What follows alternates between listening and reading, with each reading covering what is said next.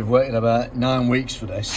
There's not many in the world left. This is a used one because unfortunately when I did that sort of temporary cover, it was very beautiful and nice, but it was sticking internally, so it was just a waste of time. And this is a beautiful car, you know, you can't have something half working, half not. So we've managed to get this from Denmark, but oh my god, it's been repaired at some point. Yeah, so it's been repaired at some point as this. This is the bit what on our car what had fallen off, what's missing. And this one looks like it's had some sort of repair done to it, hasn't it? It looks quite reasonable. I don't know what repair that is, but let's hope it works anyway. It's had an air mass repair, hasn't it? Oh, look how smooth that is. That's actually really crazy smooth is that. Wow, no wonder it wouldn't work proper. Oh, that's beautiful. Wow, that's incredible. That is absolutely incredible. So when I was, if you remember, after I repaired ours, what was happening was it was kind of sticking internally, and that wasn't going to cut the mustard for me. It was sort of sticking on the roof and scratching it, and I could probably do something, but let's be honest, unless you've got access to engineering materials and make a bottom like that, you've no chance. Anyway, I've waited 9 weeks for this since the last video, so let's get it on and see what happens.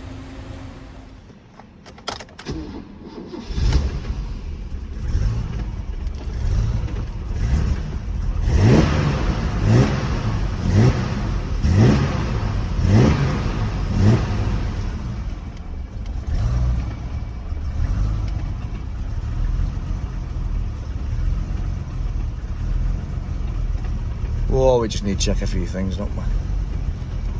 And that check control, believe it or not, isn't like the modern one. It's just for all this nonsense here.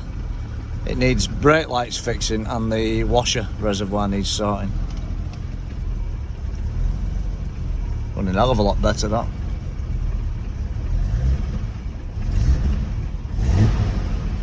Don't forget, it's probably got old petrol in still.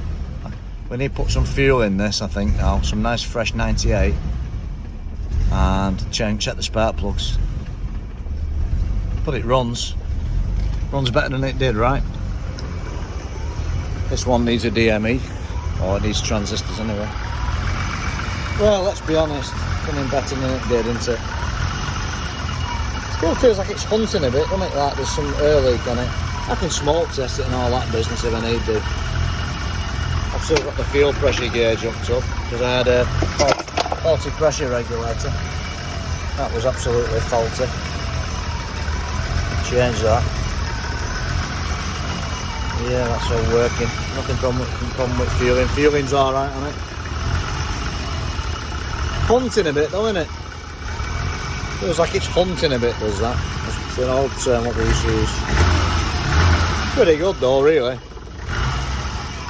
It wouldn't even run when it come in. Don't forget, it is a used air mass meter. We don't know how good that is, do we? We haven't got a clue.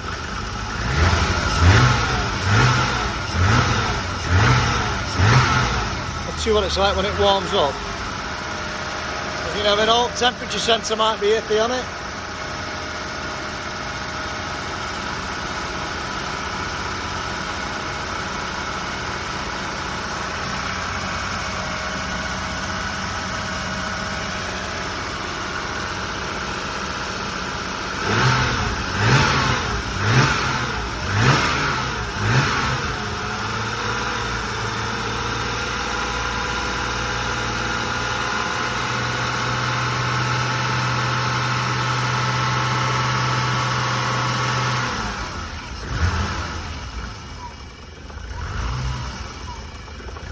Still hunting, isn't it?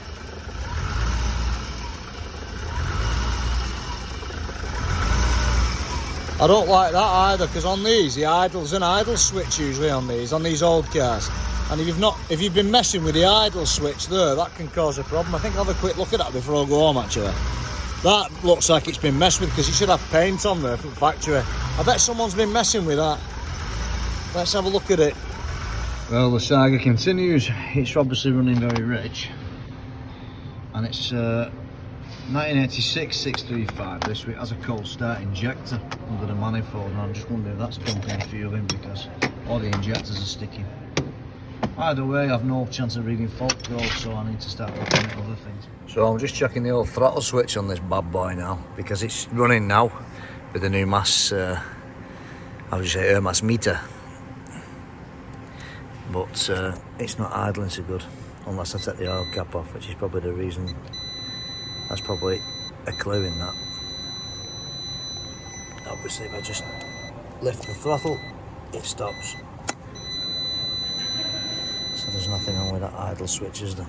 It's okay, is that? Can't really do it with two hands, and I've got access to the gimbal, but obviously we have continuity. Like that, on 2 pins there on the throttle potentiometer, and when you do that, obviously it breaks the continuity. So that's okay in that sense, it's working, assuming the ECU is getting a signal, so just carry on, I suppose. Well, the biggest problem with this was that we got it from a salvage yard. This screw was all the way in, which means it was running too rich. So what I did, essentially, was I screwed it all, but I made sure it was all the way in. Like that. And then the trick is to just screw them out 3 full turns. 1, 2 and 3, and that's the base position, and then if you go more, you're leaning it more. But there's a big problem, because it's obviously been fiddled with people who didn't know what they were doing, so it's so loose that means it's going to be rich. So what we need to do after, we need to remove the lid and change the spring tension, and here's the old one here. So we just need to move this, mark it and move the notch, change the spring tension, because this one's quite tight, you see, as you can see, it's totally different, and this was factory, I haven't touched that. So in my opinion, it's running rich even when I adjust that, because now when I take the engine oil cap off, it starts to idle faster, which means that it's actually running lean. So we've reduced the richness somewhat.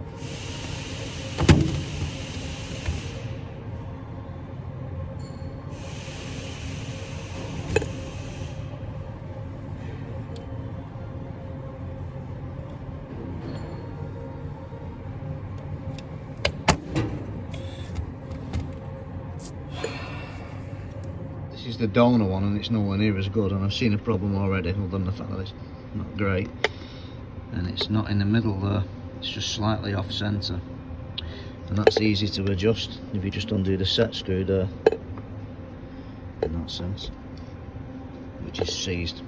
So I've made a nice pen mark there. This is the position they had it, and I'm now going to tighten the spring, and we're going to see what happens when we tighten the spring. So we need to turn it clockwise to tighten it, and we get this flap then a bit tighter. Let's see what happens. Well, it's certainly a lot more taut now, that spring, so I think we'll just put it on the car and we'll see how it runs now. See if it should be, when you tighten the spring, it should lean it off a bit, so it should be a bit better. So it looks like our lovely 635 is kind of coming to its conclusion with a bit of luck.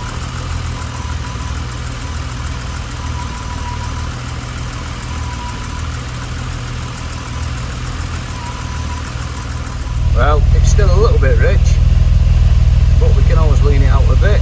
But it's not bad if it runs a bit rich, is it? Let's see.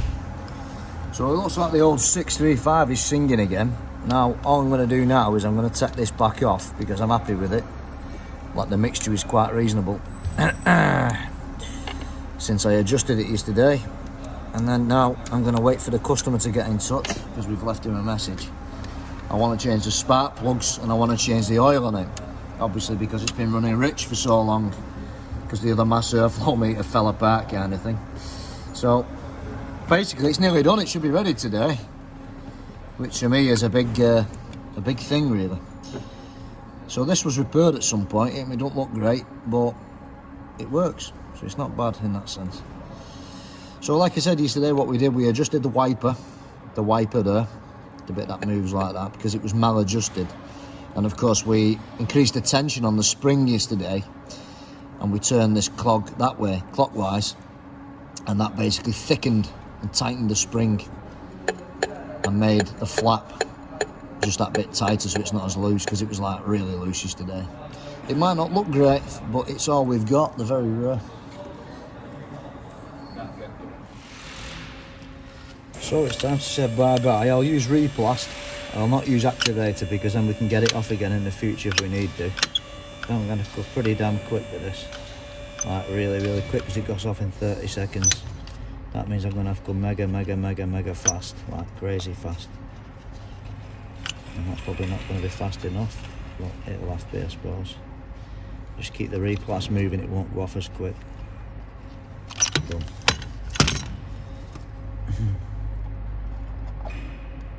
Oops, wrong way around. Oh, Johnson, if you get it the right way, won't it, lad? Give it a good bit of pressure now. Probably tidy it up a bit while it's wet, so it doesn't look so rubbish.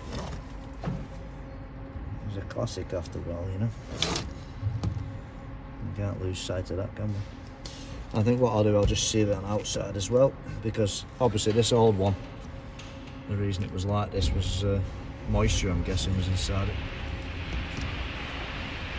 This is really good, by the way, if you ever want to use this stuff. It's Worth, and it's called Worth Replast. And this is the one, it's in finish, but basically it's 2-pack glue, extra knobbier, extra fast, 20 seconds or 40 seconds or something.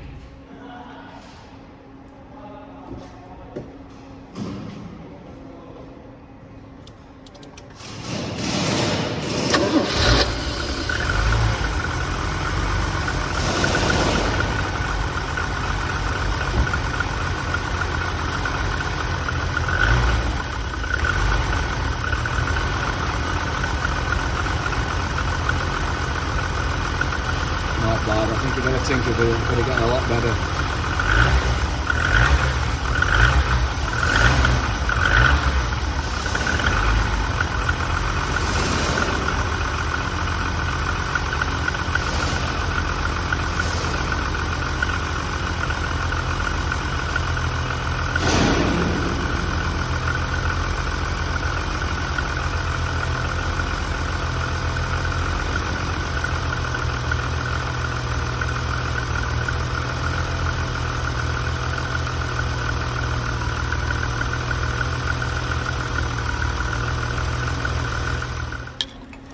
And here is a lovely bonus for you. I hadn't forgotten. I'm sure many of you out there would love to know how to adjust an airflow meter on an old 635.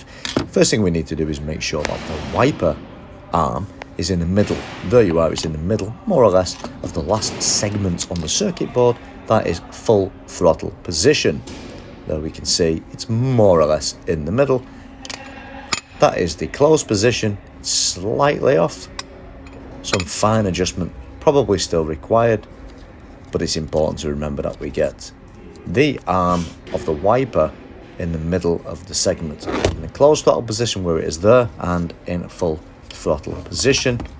And here I will put back and loosen the throttle flap so that the car will run super rich again. And this was the position that it was in before I adjusted it to run a little less rich and more towards the stoichiometric.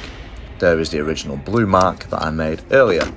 Note, the flap is now super loose and virtually does not return at all.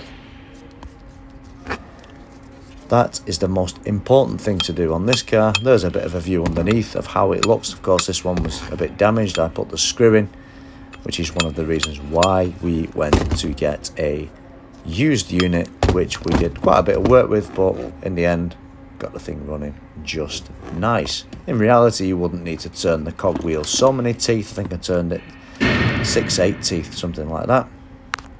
In reality, you wouldn't need to turn it anywhere near that much, but for purposes of demonstrations, exaggerating is always the best way.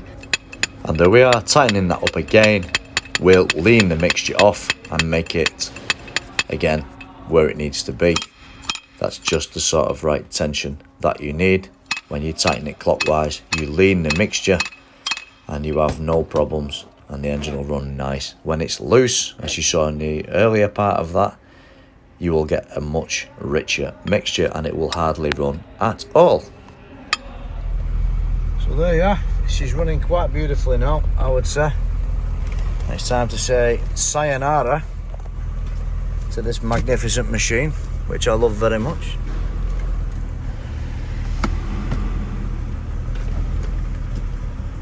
Oops. Main beam's on.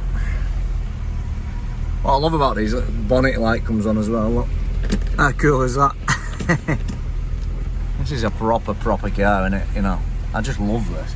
I'd love drive this at night, maybe that really cool orange glow. I bet it looks absolutely awesome. Proper, innit? Best car ever made, in my opinion, this.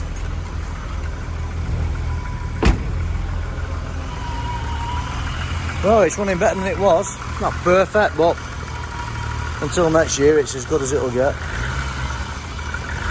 Quite nice, it's not that noisy either, top end, this one. Quite nice, that, I think, considering. Well, I have to say, I'm going to be sad to see her go. But it's another one fixed, so everyone's happy kind of thing. So customer will pick this bad boy up soon. And I'm